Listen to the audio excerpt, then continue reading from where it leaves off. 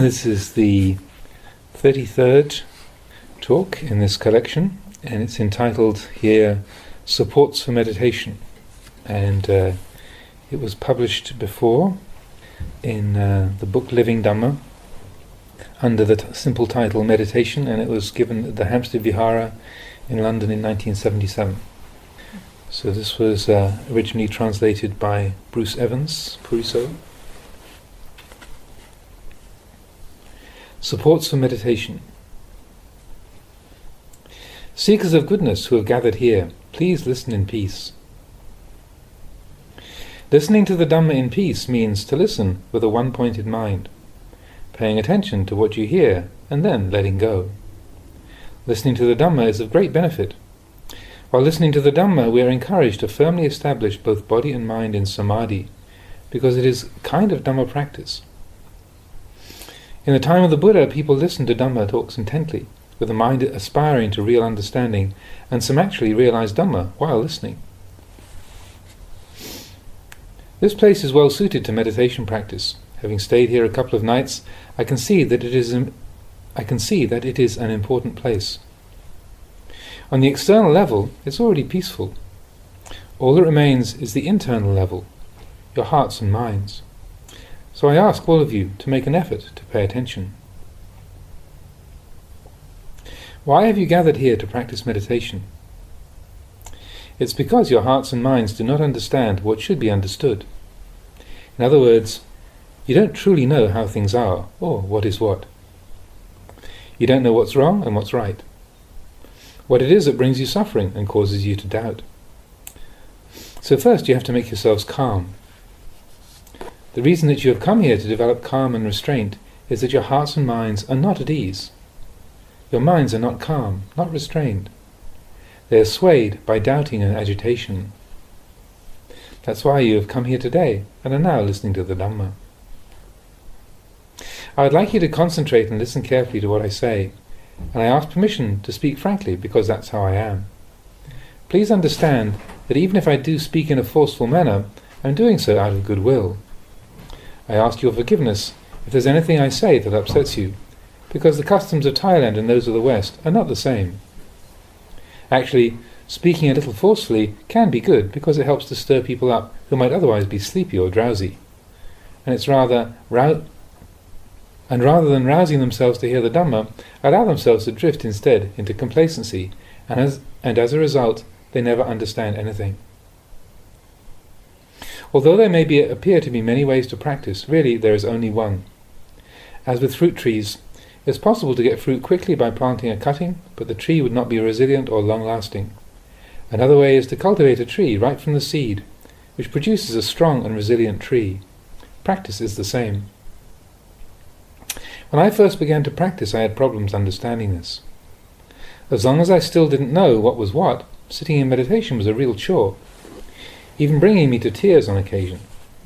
Sometimes I would be aiming too high, other times not high enough, never getting the point of balance. To practice in a way that's peaceful means to place the mind neither too high or too low, but at the point of balance. I can see that it's very confusing for you, coming from different places and having practiced in different ways with different teachers. Coming to practice here, you must be plagued with all kinds of doubts. One teacher says you must practice one way, another says you should practice another way. You wonder which method to use, unsure of the essence of the practice. The result is confusion. There are so many teachers and so many teachings that nobody knows how to harmonize their practice. As a result, there's a lot of doubt and uncertainty. So, you must try not to think too much. If you do think, then do so with awareness. But so far your thinking has been done with no awareness. First you must make your mind calm. Where there is knowing, there is no need to think. Awareness will arise in its place, and this will in turn become wisdom, panya. But the ordinary kind of thinking is not wisdom. It's simply the aimless and unaware wandering of the mind, which inevitably results in agitation. This is not wisdom. At this stage, you don't need to think. You've already done a great deal of thinking at home, haven't you? It just stirs up the heart. You must establish some awareness. Obsessive thinking can even bring you to tears. Just try it out. Getting lost in some train of thought won't lead you to the truth. It's not wisdom. The Buddha was a very wise person. He'd learned how to stop thinking. In the same way, you're practicing here in order to stop thinking and thereby arrive at peace. So if you are already calm, it's not necessary to think. Wisdom will arise in its place. To meditate, you do not have to think much more than to resolve that right now is the time for training the mind and nothing else. Don't let the mind shoot off to the left or to the right, to the front or behind, above or below. Our only duty right now is to practice mindfulness of the breathing. Fix your attention at the head and move it down through the body to the tips of the feet, and then back up to the crown of the head. Pass your awareness down through the body, observing with wisdom. We do this to gain an initial understanding of the way the body is. Then begin the meditation, noting that at this time your sole duty is to observe the inhalations and exhalations. Don't force the breath to be any longer or shorter than normal. Just allow it to continue easily. Don't put any pressure on the breath. Rather let it flow evenly, letting go with each breath and letting go with each in-breath and out-breath. You must understand that you're letting go as you do this, but there should still be awareness. You must maintain this awareness, allowing the breath to enter and leave comfortably. There's no need to force the breath, just allow it to flow easily and naturally. Maintain the resolve that at this time you have no other duties or responsibilities. Thoughts about what will happen, what you will know or see during the meditation may arise from time to time, but once they arise, just let them cease by themselves. Don't be unduly concerned over them. During the meditation, there is no need to pay attention to sense impressions. Whenever the mind is affected by sense impingement, wherever there is a feeling or sensation in the mind, just let it go. Whether those sensations are good or bad is unimportant. It's not necessary to make anything out of those sensations. Just let them pass away and return your attention to the breath. Maintain the awareness of the breath entering and leaving. Don't create suffering over the breath being too long or too short. Simply observe it without trying to control or suppress it in any way. In other words, don't attach. Allow the breath to continue as it is and the mind will become calm. As you continue, the mind will gradually lay things down and come to rest. The breath becoming lighter and lighter until it becomes so faint that it seems like it's not there at all. Both the body and the mind will feel light and energized. All that will remain will be a one-pointed knowing. You could say that the mind has changed and reached a state of calm. If the mind is agitated, set up mindfulness and inhale deeply till there is no space left to store any air. Then release it all completely until none remains. Follow this with another deep inhalation until you're full, then release the air again. Do this 2 or 3 times, then re-establish concentration. The mind should be calmer. If any more sense impressions cause agitation in the mind, repeat the process on every occasion. Similarly, with walking meditation, if while walking the mind becomes agitated, stop still, calm the mind, re-establish the awareness with the meditation object, and then continue walking. Sitting and walking meditation are in essence the same, differing only in terms of the physical posture used. Sometimes there may be doubt, so you must have sati, to be the one who knows, continually following and examining the agitated mind in whatever form it takes. This is to have sati. Sati watches over and takes care of the mind. You must maintain this knowing and not be careless or wander astray, no matter what condition the mind takes on. The trick is to have sati taking control and supervising the mind. Once the mind is unified with sati, a new kind of awareness will emerge. The mind that has developed calm is held in check by that calm, just like a chicken held in a coop. The chicken is unable to wander outside, but can still move around within the coop. Its walking to and fro doesn't get it into trouble because it is restrained by the coop. Likewise, the awareness that takes place when the mind has sati and is calm does not cause trouble. None of the thinking or sensations that take place within the calm mind cause harm or disturbance. Some people don't want to experience any thoughts or feelings at all, but this is going too far. Feelings arise within the state of calm. The mind is both experiencing feelings and calm at the same time, without being disturbed. When there is calm like this, there are no harmful consequences. Problems occur when the chicken gets out of the coop. For instance, you may be watching the breath entering and leaving and then forget yourself, allowing the mind to wander away from the breath, back home, off to the shops, or to any number of different places. Maybe even half an hour passes before you suddenly realize you're supposed to be practicing meditation, and you reprimand yourself for your lack of sati. This is where you have to be really careful, because this is where the chicken gets out of the coop. The mind leaves its base of calm. You must take care to maintain the awareness with sati and try to pull the mind back. Although I use the words pull the mind back, in fact the mind doesn't really go anywhere. Only the object of awareness has changed. You must make the mind stay right here and now. As long as there is sati, there will be presence of mind. It seems like you are pulling the mind back, but really it hasn't gone anywhere. It's simply changed a little. It seems that the mind goes here and there, but in fact the change occurs right at the one spot. When sati is regained, in a flash, you're back with the mind without it having to be brought from anywhere. When there is total knowing, a continuous and unbroken awareness at each and every moment, this is called presence of mind. If your attention drifts from the breath to other places, then the knowing is broken. Whenever there is awareness of the breath, the mind is there. With just the breath and this even and continuous awareness, you have presence of mind. There must be both sati and sampajanya. Sati is recollection, and sampajanya is self-awareness. Right now, you're clearly aware of the breath. This exercise of watching the breath helps sati and sampajanya develop together. They share the work. Having both sati and sampajanya is like having two workers to lift a heavy plank of wood. Suppose there are two people trying to lift some heavy planks, but the weight is so great they have to strain so hard that it's almost unendurable. Then another person, imbued with goodwill, sees them and rushes in to help. In the same way, when there is sati and sampajanya, then panya, wisdom, will arise at the same place to help out. Then all three of them support each other. With panya, there will be an understanding of sense objects. For instance, during the meditation, sense objects are experienced which give rise to feelings and moods. You may start to think of a friend, but then panya should immediately counter with "it doesn't matter," or "stop," or "forget it." Or if there are thoughts about where you'll go tomorrow, then the response would be, "I'm not interested. I don't want to concern myself with such things."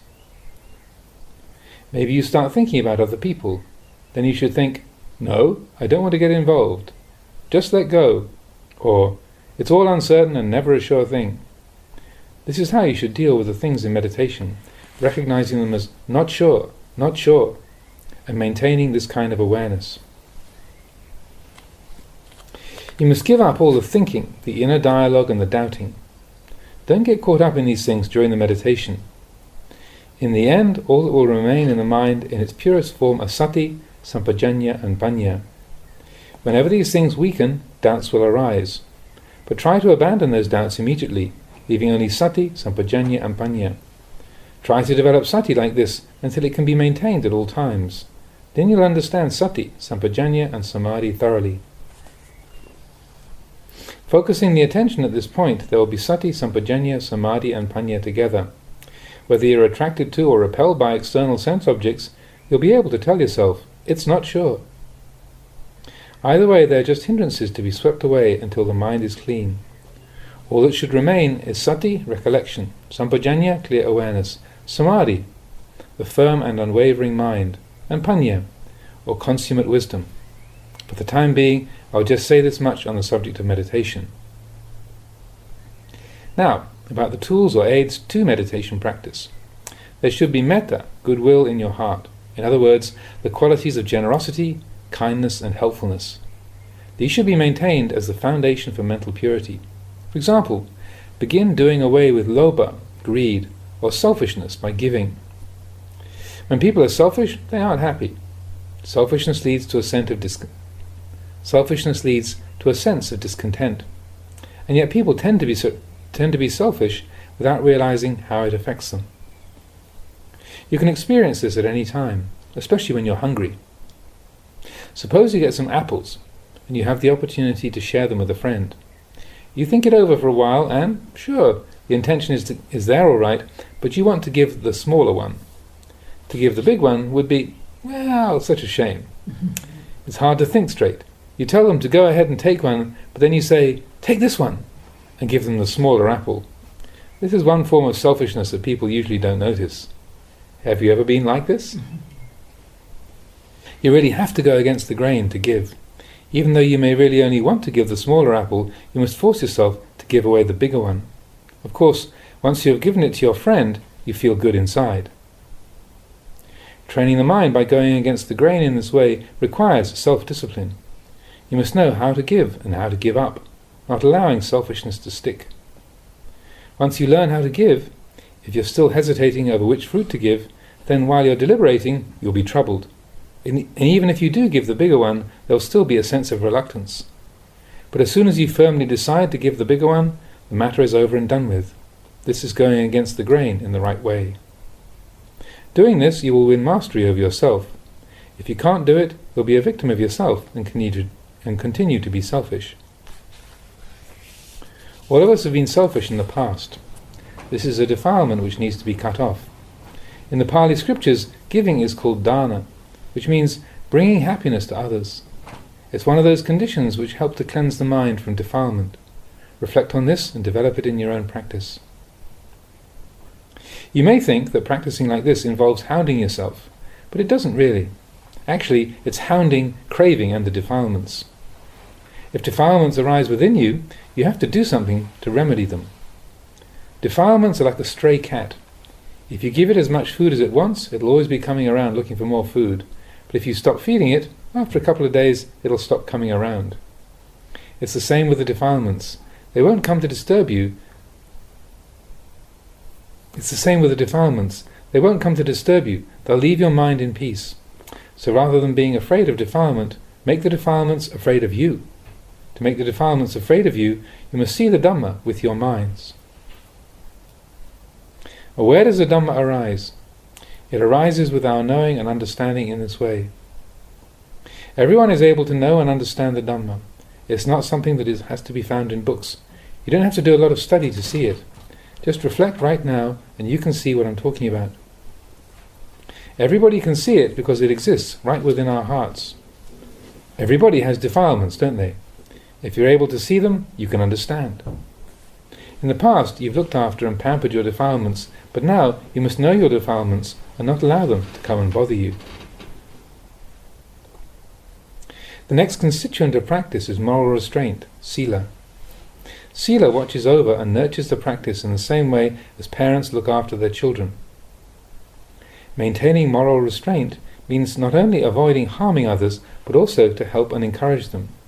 At the very least, you should maintain the 5 precepts, which are: firstly, not only not to kill or deliberately harm others, but to spread goodwill towards all beings. Secondly, to be honest, refraining from infringing on the rights of others, in other words, not stealing. Thirdly, knowing moderation in sexual relations. In the household life there exists a family structure based around husband and wife. Know who your husband or wife is. Know moderation. Know the proper bounds of sexual activity. Some people don't know the limits. One husband or wife isn't enough. They have to have a second or a third. The way I see it, you can't consume even one partner completely, so to have 2 or 3 is just plain indulgence. You must try to cleanse the mind and train it to know moderation. Knowing moderation is true purity. Without it, there are no limits to your behavior. When eating delicious food, don't dwell too much on how it tastes. Think of your stomach and consider how much is appropriate to its needs. If you eat too much, you get trouble. So, you must know moderation. Fourthly, to be honest in speech. This is also a tool for eradicating defilements. You must be honest and straight, truthful and upright. Fifthly, to refrain from taking intoxicants. You must know restraint and preferably give these things up altogether. People are already intoxicated enough with their families, relatives and friends, material possessions, wealth and all the rest of it. That's quite enough already without making things worse by taking intoxicants as well. These things just create darkness in the mind. Those who take large amounts should try to gradually cut down and eventually give it up altogether. Maybe I should ask your forgiveness by my speaking in this way. But my speaking in this way is out of a concern for your benefit, so that you can understand that which is good. You need to know what is what. What are the things that are oppressing you in your everyday lives? What are the actions which cause this oppression? Good actions bring good results, and bad actions bring bad results. These are the causes. Once moral restraint is pure, there will be a sense of honesty and kindness towards others. This will bring about contentment and freedom from worries and remorse. Remorse resulting from aggressive and hurtful behavior will not be there. This is a form of happiness. It's almost like a heavenly state. There is comfort. You eat and sleep in comfort, with a happiness arising from moral restraint. This is the result. Maintaining moral restraint is the cause. This is a principle of Dhamma practice. Refraining from bad actions so that goodness can arise. If moral restraint is maintained in this way, evil will disappear, and good will arise in its place. This is the result of right practice. But this isn't the end of the story. Once people have attained some happiness, they tend to be heedless and not go any further in the practice. They get stuck on happiness. They don't want to progress any further. They prefer the happiness of heaven. It's comfortable, but there's no real understanding. You must keep reflecting to avoid being deluded. Reflect again and again on the disadvantages of this happiness. It's transient. It doesn't last forever. Soon you're separated from it. It's not a sure thing. Once happiness disappears, then suffering arises in its place, and then the tears come again. Even heavenly beings end up crying and suffering. So the Lord Buddha taught us to reflect on the disadvantages of happiness, that there exists an unsatisfactory side to it. Usually, when this kind of happiness is experienced, there's no real understanding of it. The peace that is truly certain and lasting is covered over by this deceptive happiness. This happiness is not a certain or permanent kind of peace, but rather a form of defilement, a refined form of defilement to which we attach. Everybody likes to be happy. Happiness arises because of our liking for something. As soon as that liking changes to dislike, suffering arises. We must reflect on this happiness and see its uncertainty and limitation. Once things change, suffering arises. This suffering is also uncertain. Don't think that it's fixed or absolute. This kind of reflection is called adinavakata, the reflection on the inadequacy and limitation of the conditioned world. This means to reflect on happiness rather than accepting it at face value. Seeing that it is uncertain, you shouldn't cling fast to it. You should take hold of it, but then let it go, seeing both the benefit and the harm of happiness.